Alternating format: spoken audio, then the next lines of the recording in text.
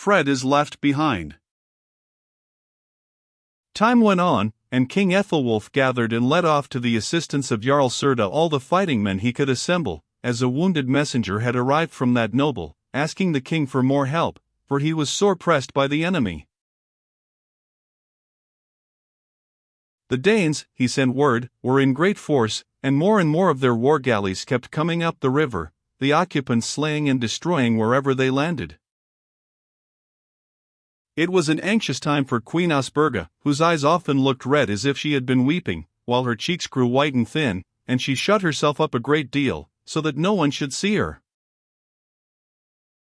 The menfolk had nearly all departed from the place, and there was no one to exercise authority, so, as soon as the 4 boys had recovered from their disappointment at not being allowed to go with the little army their father led, they began to look upon it as a free and jovial time in which they could do whatever pleased them most, and this they did to such an extent that poor Swythe's face became full of lines, and after trying in vain to make his pupils continue their studies, and putting up with a great amount of disobedience on their part, he began to reproach them in his mild way. He was one of the gentlest and most amiable of men, but the willfulness of the boys had at length compelled him to protest.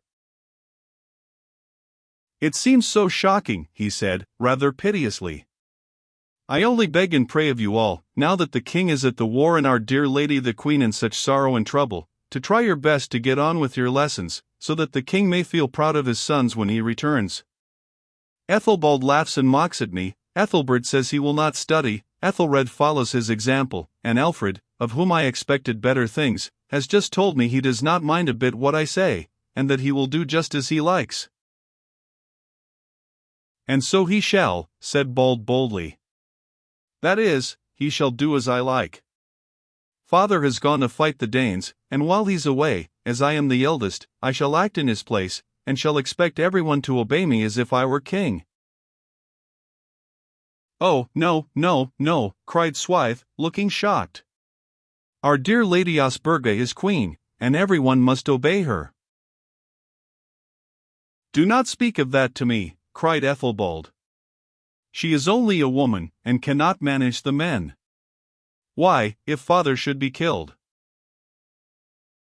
"Which heaven forbid," cried Swythe, with a look of horror on his face. "Oh, dear me, Ethelbald, what a thing for you to say!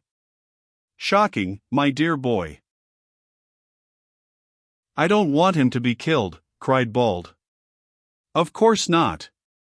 But if he should be killed I shall become king directly, and I shall order everybody to do what I like, and no one will dare to say a word.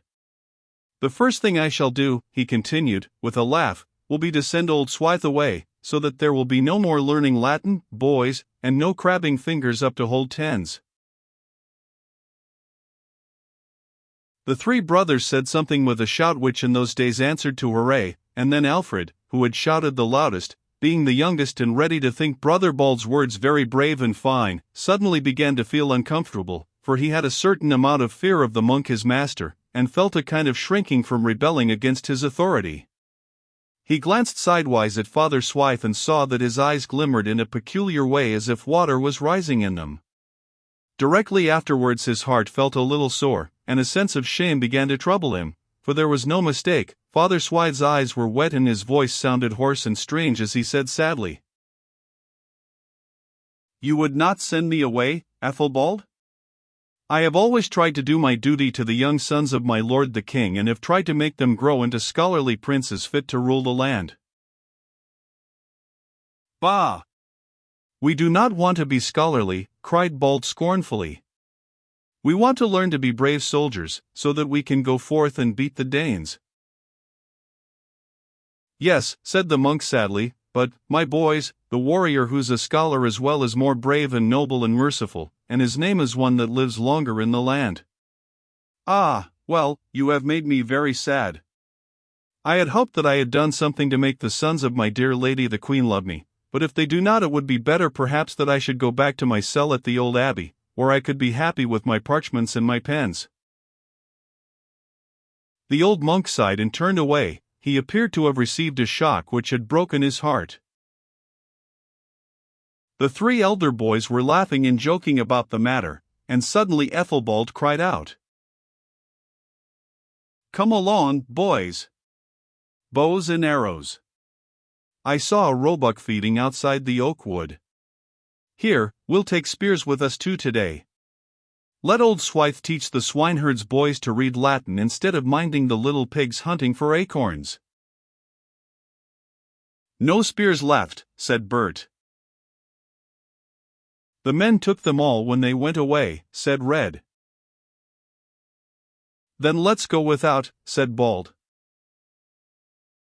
Alfred said nothing. He was watching the monk going slowly and sadly away, and somehow the little figure did not look comic to him then, even if it was short and plump and round.